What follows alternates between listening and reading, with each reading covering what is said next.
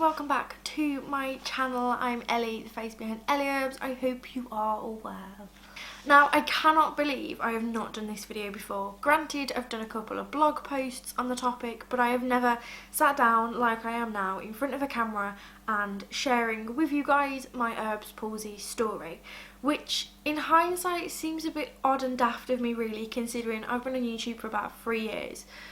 Okay, not that much, but I've still been on YouTube for 3 years, and the name Ellie Erbs kind of insinuates Erb's palsy, so I'm not really sure why I've never done this before. Before I share with you all my Erb's palsy story, I just want to put a bit of a disclaimer out there. Now, I know that not everybody watching this will have a clue what Erb's palsy is, and that's completely understandable and okay. If you are one of those people, I have put a few handy links down below so you can learn a little bit more. Also, I just want to make it super clear that this is my Erb's palsy story. Whilst there will be others out there with very similar stories, my opinions, outlook and experiences are just that, mine.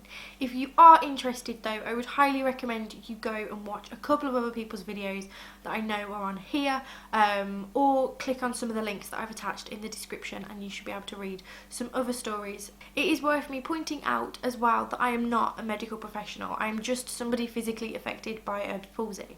I therefore can share my own experiences, but I'm not qualified to share any medical information or advice or diagnose you. If you feel that you may, or your child may, or somebody you know may have Erb's palsy, I would highly recommend you go to your GP and get them to refer you to a brachial plexus specialist. Now, before I start the video, I just want to very quickly show you what my arm looks like. I'm aware that at the moment the frame that I am in, you cannot see it other than my shoulder. So I would like to take the opportunity to show you what my arm looks like. Again, I want to stress that not everybody's arm looks like mine. Not everybody has as much limitation in terms of movement, and not everybody's arm is as small as mine is in comparison to my left arm. So I have right Erb's palsy. This is what it looks like. As you can see, my hand is not, it's not open, I guess you could say, like normal hands are. I don't know if I can turn it, but yeah, all the fingers are held inwards. They're all it's like a clenched fist. The only movement I've got is, I don't know if you'll be able to see it, very slight movement in my forefinger. Otherwise I have no movement there. The only movement I have from my hand is what I call, a bit weirdly, the stroke boob movement, because I literally can only move my arm up and down over my boob. It's not one I do too often in public because I'll probably get a few funny looks. But yeah, I can also shrug my right shoulder, but I think that's more my back doing the movement than my shoulder. But yeah, it's about 8 inches smaller than my left arm, which is my good arm, or what I call my good arm. And I've got 3 scars on it in total, I think, at the moment. I've got one running from about here, I've got another one in the forearm, and then I've got another one that stretches round by, I think it's from my armpit to the middle of my neck. I also have 2 scars on the back of my legs from operations as well, linked to my arm. So yeah, there you have it. There is my arm. I will also throughout this video attach a couple of pictures of me from childhood, pictures like me as a baby, in hospital, riding a bike, things like that, so you guys can see my arm as it progresses through the years, to compare, I guess, what it looks like now with what it used to look like. Now, go grab yourself a cup of tea, coffee or a Diet Coke if you're like me, slice a cake, chunk of cheese or a biscuit or 2, whatever you fancy. Sit back and relax. This is going to be another long video, but most importantly, I hope you enjoy this video and I hope that it informs you, whether it informs you about my personal case or about the condition itself.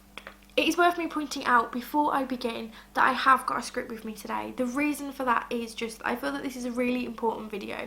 It's sharing a lot of information with you all and I don't want to get anything wrong or forget anything, because hopefully this will kind of be a good source for awareness raising and information in the future, and will alert any new subscribers to my channel to what Erb's palsy is and what my story is and what my background is. So I want to make sure I have everything right and I have remembered everything that needs to be said. So yes, if you see me looking anywhere other than in the camera, I'll be looking at the script. So, I was born in January 1997 in Birmingham. I am a Brummie, born and bred. I was my mum and dad's first child, my nan and granddad's first grandchild, and my uncle and aunt's first niece. None of them had ever heard of Erb's palsy before, and none of them ever expected that those two words would affect them and me as much as they have. Now, as many experiences where Erb's cases are involved, my birth didn't go to plan. As far as I know, to begin with, all went normal and progressed as it should. That was until my right shoulder got stuck against the pelvic bone, I think. Don't quote me on it, but I think it's that particular bone. I know it's a bone down there. I can only begin to imagine how scared my parents must have been as the room became full of doctors and midwives, all with looks of panic etched on their faces. It was decided that intervention was essential, and my mum was prepped up and ready to go. An emergency C-section on the horizon. That was until I got distressed. What can I say? I've been a drama queen from day one.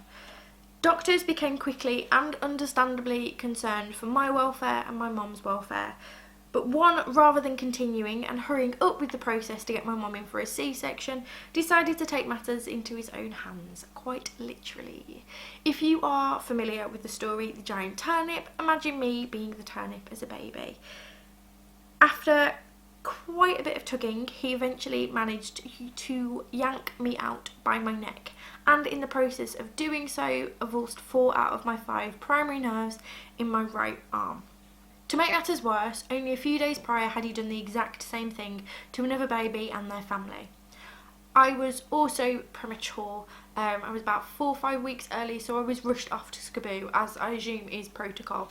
My injury was only shown the next day or so by the drop test, but we were probably told it was fine and that I was just in shock.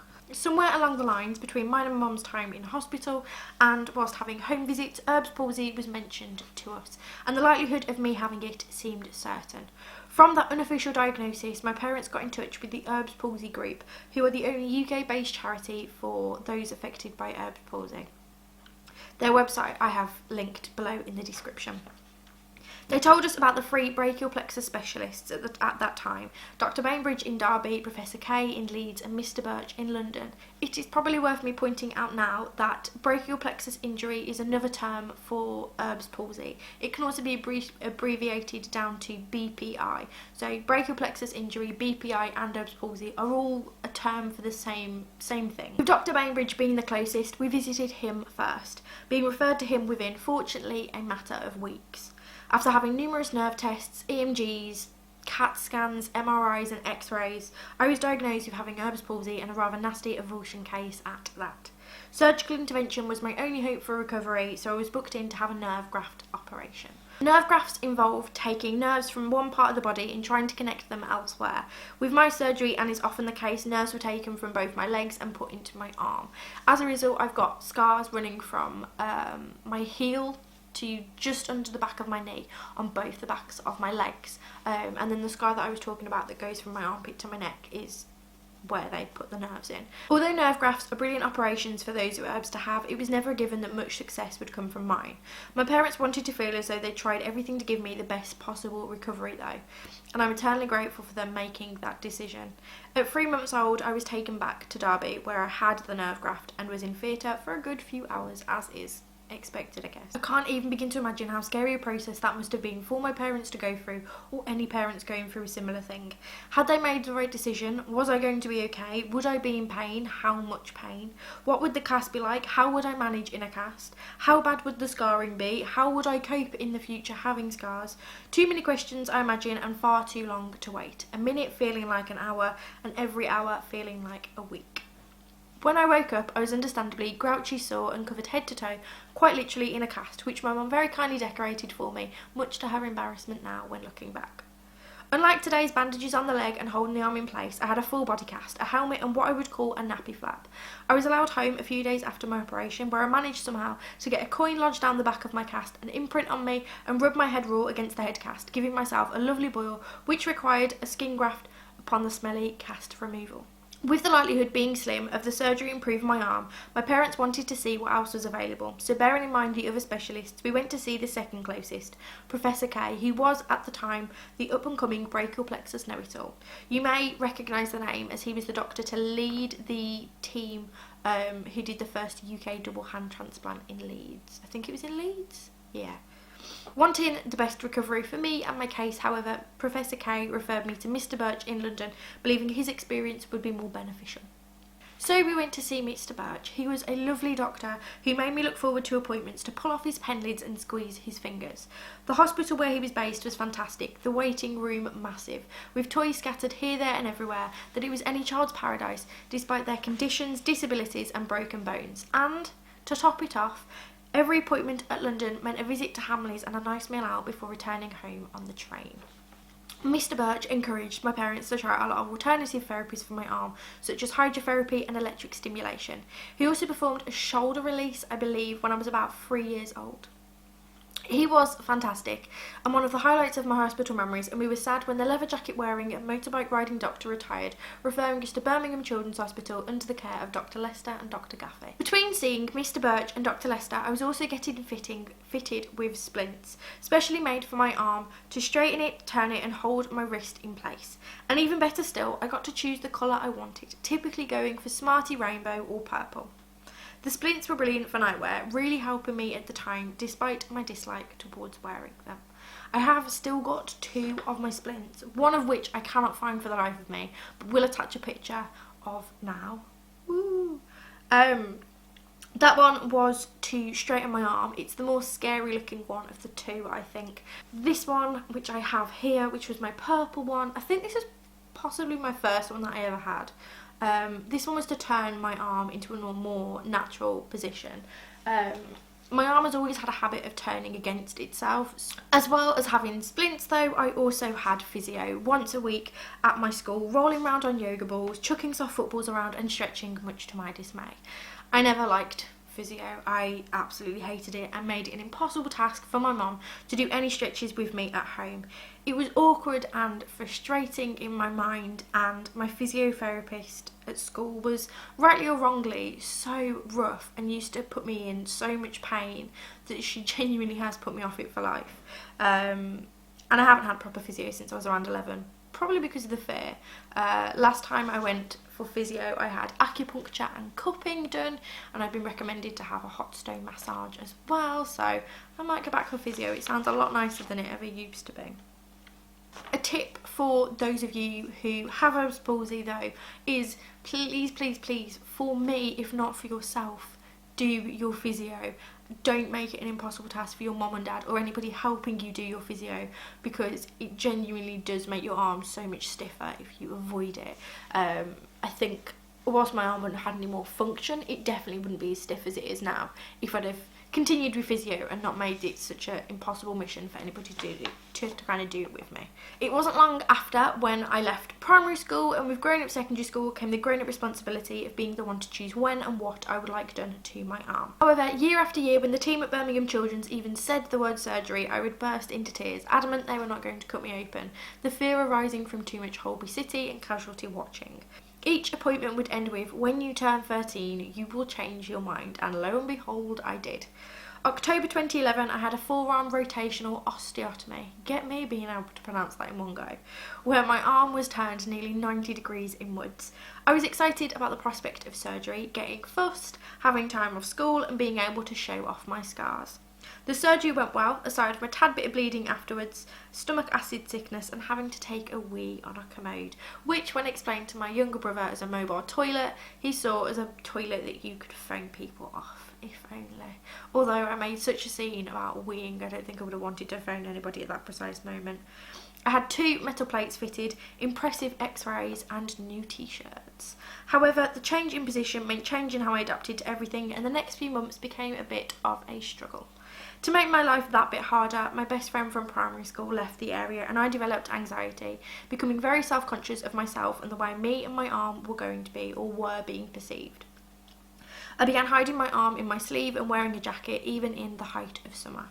But after counselling, I soon moved on from these issues, having numerous breathing techniques for my anxiety, refraining from overthinking and accepting myself for me because I am what I am. With this new chapter came my brainwave for my self-help website. I wondered whether there were others out there who were struggling to adapt and who were self-conscious, and after realising there was a gap in the market for a teenage input into the Erbs Palsy community, I started planning Ellie Erbs. Ellie Erbs was my ambition, motivation and determination to help people. I wanted to put my own experiences forward and use them to give others affected by Erbs Palsy an easier time, by making them realise that there are others out there with the condition, others who understood their frustrations, who could really appreciate their achievements and who were living their lives to the full despite their arms. I wanted to inspire parents too, to follow in my mum and dad's footsteps and push independence and improvisation, not prevent it, and to give them the friendly face of someone who will be their child in the future saying, "You're doing an amazing job, keep it up." In 2013, the same year Ellie Erbs was launched, I started college, studying a level 3 cash childcare and education course. It was daunting working with children, especially babies, but in typical me style I managed to adapt to everything and anything, and for the most part loved the experience. Whilst in my last year at college, I began driving, a massive thing for me to achieve and a brilliant independence booster. The freedom driving gave me was fantastic. I will leave a link in the description as well to my driving video, which has got all the details about my adaptations and things like that I have in my car, should you be interested. In 2015, I left college with a B and began university, studying primary education. This sudden step up into the adulting world was both exciting and scary, and to begin with I loved it. But being an adult soon wears off. Paying bills, cooking for yourself and cleaning more than just your bedroom aren't that fun, especially when you're not enjoying uni and are one able-handed. I was, and still am to a certain degree, guilty of overusing my left arm and trying to forget about the consequences of doing that. And even now, with the aches and pains from straining it gives me, I am still guilty of overdoing it at times. University and one able-handed woes aside, October 2015 was an exciting month for me. I wanted to do something for Erbs Palsy Awareness Week, but aware of my limitations with finance and time, I resorted to sending an email to the Derby Telegraph, asking if they'd consider writing an article. Interested in my story, they wrote a brilliant half-page spread on me and Ellie Erbs, and I'll add a link to it, or add a link at least to the online version down below. Within 24 hours of the article being published, I was either on, or it had been arranged for me to be on, BBC Radio Derby, BBC Radio WM, BBC News East Midlands and BBC Midlands Today, with an estimated couple of million people either seeing my face or hearing my voice during that time. In May 2016, I decided that university wasn't for me and instead launched my own business and began planning a more active future for Ellie Erbs, which brings me to now. With over 80,000 views, nearly 300 subscribers on here, and just short of 700 likes on Facebook, Ellie Erbs and I have achieved so much more than I ever imagined. And I am so grateful to all of you for supporting me through my rollercoaster ride of a life so far. I will be 20, or 20 as I prefer, at the end of this month. Whilst I still struggle with my mental health, I'm still very much self-conscious and have a lot of frustrations where my arm is concerned, like not being able to curl my hair properly. I wouldn't change it for the world. The experiences and opportunities it has given me, I am so grateful to have had, and I genuinely feel that my arm has made me me. I truly believe that everything happens for a reason, and that whilst I know I should never have had Erbs Palsy and the doctor should never have done what he did nearly 2 decades ago, in a weird way I kind of feel blessed that what happened happened. It's a curious way things work out. Thank you for watching. I hope that you have enjoyed this video and found it interesting and informative. I am planning on doing a Q&A in the future, either in my next Ellie Erbs video, which won't be next Monday but the Monday after, or in the future, to answer any burning questions you may have or fill in any blanks. So please get asking me questions for that. I'm hopeless at thinking of my own, and I'm pretty sure that goes against the idea of doing a Q&A. As always, if you want to request any videos or blogs, want to ask me something or have a natter with me, then please either comment below or send me a message. Also, please subscribe to my channel and hit the little notification bell button below to be kept up to date with all and any videos that I do. If you enjoyed this, give it a like, and also follow and like me on Facebook, Twitter, Instagram, Tumblr, Pinterest and WordPress, where my blog is. I post free blogs every week up on there. The next video will be up next Wednesday. I'm not too sure what I'm going to be doing for it yet. It will be another Ellie away from the Erbs video. So if you have got any ideas, then please let me know. I will also be posting free blogs up this weekend on Friday, Saturday and Sunday. So be sure to check those out. Links are below. As always, happy erbing. I will see you all hopefully very, very soon. Bye.